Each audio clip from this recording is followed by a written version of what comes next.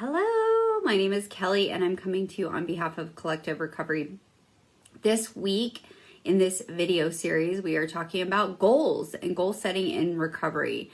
And so the reason we wanted to talk about this is one, it's the new year. Even if you're watching this later on the year, you can totally take this information. It's still pertinent and relevant. However, at the beginning of the year, a lot of times we tend to think about our long-term goals or the goals that we want to achieve throughout the year, the new year.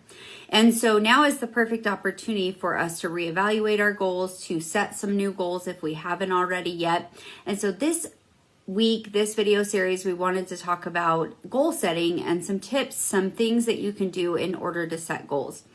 Now, goal setting is very important, especially for those of us in recovery. And the reason is when we get sober, maybe not in the beginning, early days of getting sober. In the beginning days of getting sober, a lot of the focus really just should be on actually staying sober.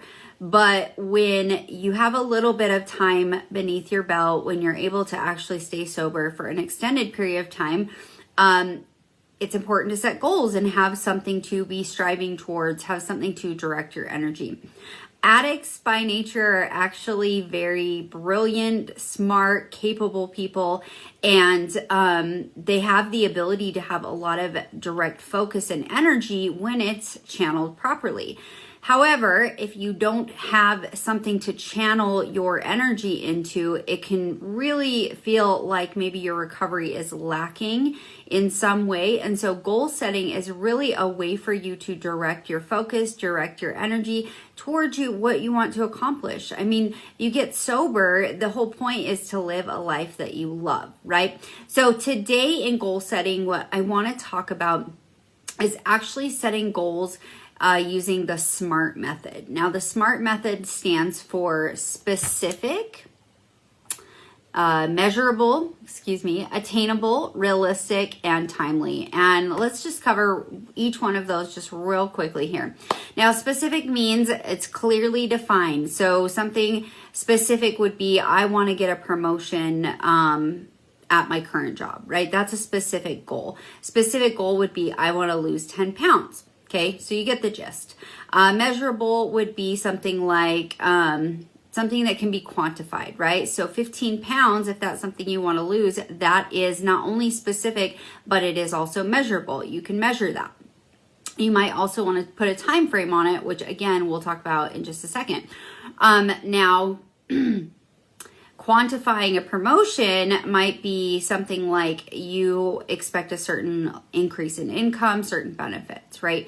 Achievable would mean something that is actually you're able to do, you're able to reach, you can actually achieve it, right? And then realistic sort of goes with achievable in being that you want to make sure you're picking a goal that's sensible and practical, something that you know you can achieve. Maybe it will stretch you a little bit, but not picking something that it's so out of reach that you're just going to give up, right? And then timely stands for just really achieving it in a specific amount of time. So for example, if you're setting a goal like you want to get a promotion, you would say, I want to get a promotion with maybe a specific amount of monetary increase or certain benefits by the end of 2021, right? That would be a SMART goal.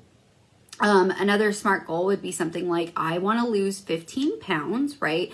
Where it's specific, it's clearly defined, it's measurable, and then within the next 6 months, right? That would be the time frame, right? So setting SMART goals is just a way for you to get clarity. It's a way for you to focus your efforts, use your time and resources efficiently. And it also increases your chances to actually achieve that goal because you are really being specific about it. You're giving yourself a certain time frame.